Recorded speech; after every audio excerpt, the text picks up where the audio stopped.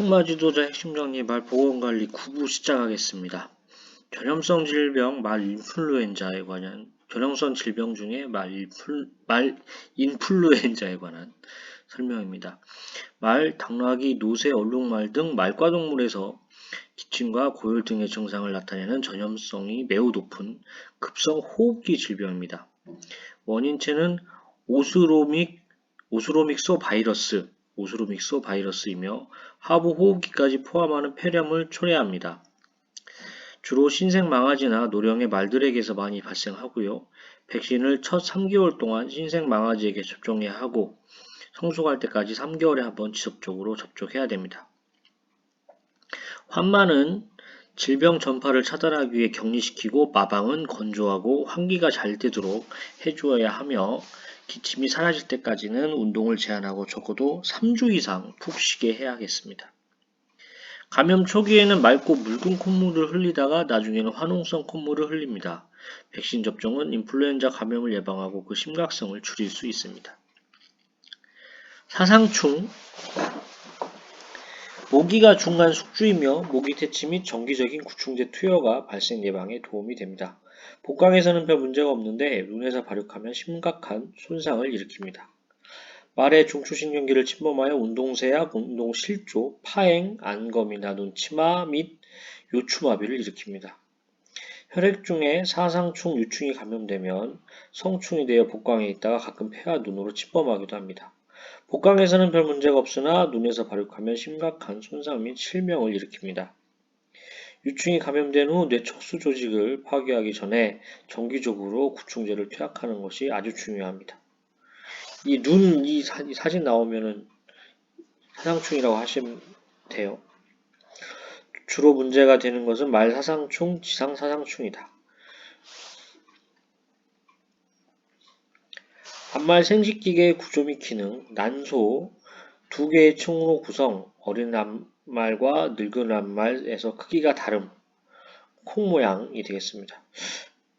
저는 논리 이런 걸 떠나서 어린 낱말이 사이즈가 크잖아요. 저는 어린 낱말이 난자를 많이 가지고 있다가 나이가 먹어가면서 난자가 하나씩 나오잖아요. 그래서 나중에 줄어든다. 그냥 이런 식으로 저 혼자 외웠어요. 과학적 근거가 있는지 모르겠고 어린 게 큰가 늙은 게 큰가 이런 거가 나올 수 있을 것 같다는 생각이 돼서 어린 게 크다 이렇게 생각하시면 될 것 같습니다. 자궁경 강한 평활 관략근으로 구성하여 생식기관에서 밸브 같은 역할을 하여 외부에서의 감염을 방지하는 데 도움을 준다. 평상시에는 굳게 닫혀있지만 발전기와 분만기에는 이완된다. 난관 난소에서 자궁으로 연결된 한 쌍의 관, 난자와 정자의 수정이 이루어지는 장소, 수정된 난소를 자궁까지 수송합니다. 그래서 난관에는 누두부와 팽대부와 협부가 있죠. 질, 자궁과 음문 사이의 산도로 점막으로 분포되어 있고 교배 시 음경을 받아들이기 위해 근초로 구성되어 있습니다. 음문은 질에서 연장된 부분이며 생식기의 외구, 개구부다 이렇게 생각하시면 되겠습니다. 수말 생식기, 정상적인 고환은 한 쌍의 난원형으로 통상 좌측이 우측보다 크다. 이건 이유는 모르겠어요. 좌측이 우측보다 크다. 수말의 생식기는 좌우 한 쌍의 고환과 부고환, 수정관과 정색, 부생식성과 음경, 음낭으로 구성되어 있다. 음문이 수말의 생식기 막 설명해갖고 시험 문제를 낸 적이 있는데 음문은 앞말의 생식기입니다. 음낭에 표시해 놓은 걸 봐서는 음낭 대신 음문으로 바꿔서 시험이 나왔던 것 같아요.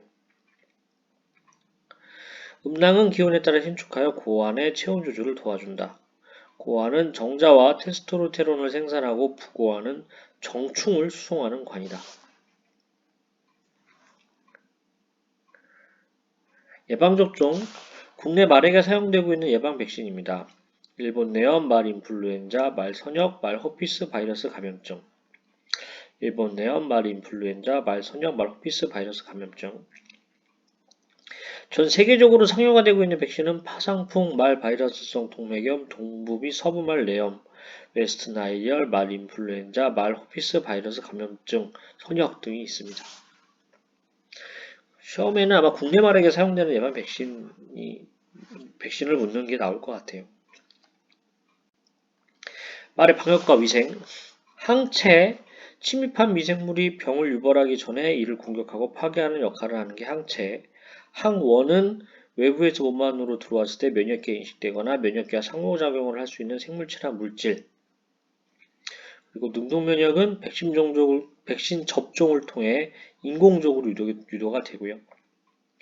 어미말의 초유를 섭취함으로써 면역력을 획득할 수가 있고 항체를 생산하는 능력은 일반적으로 어린 연령의 말일수록 약합니다.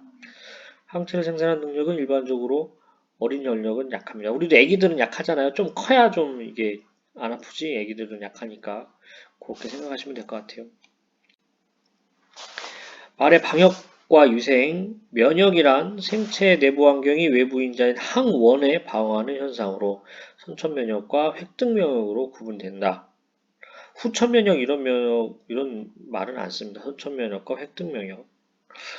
능동면역은 백신 접종을 통해 인공적으로 유도가 되는 거고요. 수동면역은 한 개체에서 다른 개체로 항체를 직접적으로 전달하는 겁니다. 그래서 모체의 초유를 섭취하는 거, 그리고 면역된 말의 초유를 다른 망아지에게 경구 투여하는 것도 수동면역의 하나입니다. 선천면역은 태어날 때부터 이미 가지고 있는 면역입니다. 획득면역은 후천적으로 생활 등에 적응되어 얻어지는 면역. 특정 질병에 걸렸거나 예방접종 같은 원인체 유사물질이 들어왔을 때 체내에서 직접 항체라는 방어물질을 생성해내어 침입한 이 물질을 없애는 거, 이런 게 획득면역 되겠습니다. 백신 접종 후에 획득된 면역은 매년 재접종해주지 않을 경우 지속되지 않습니다. 백신 접종은 피하 주사나 근육내 주사가 가장 간단하게 사용되는 방법입니다.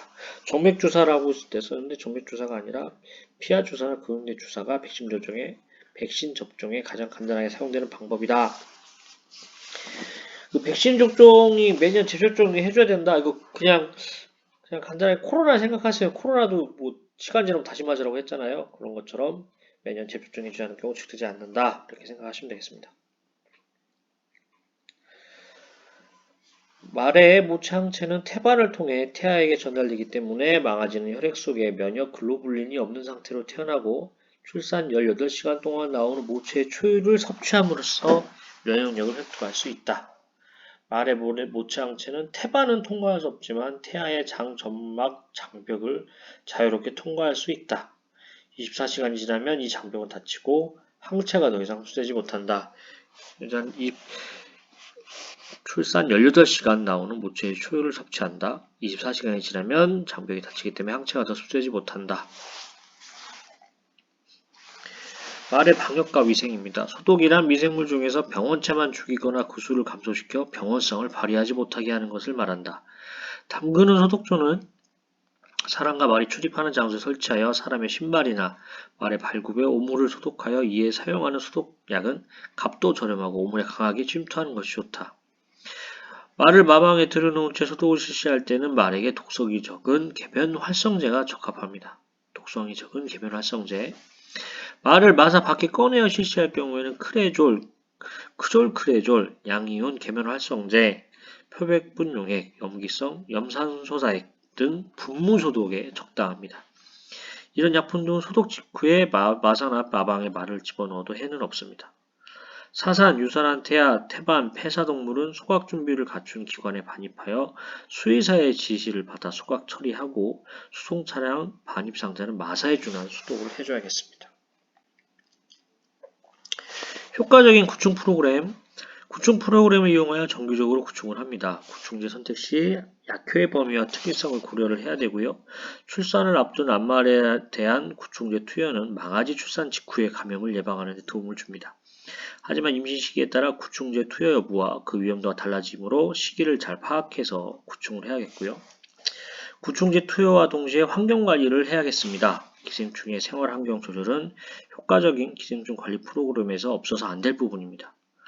구충제 처치 전에 사용법이죠. 용법 표시란을 읽고 올바르게 숙지해야겠습니다. 제재와 용량에 대한 지시사항을 정확하게 따라야 되고 독성의 위험에 대비해 과량을 사용하지 않습니다.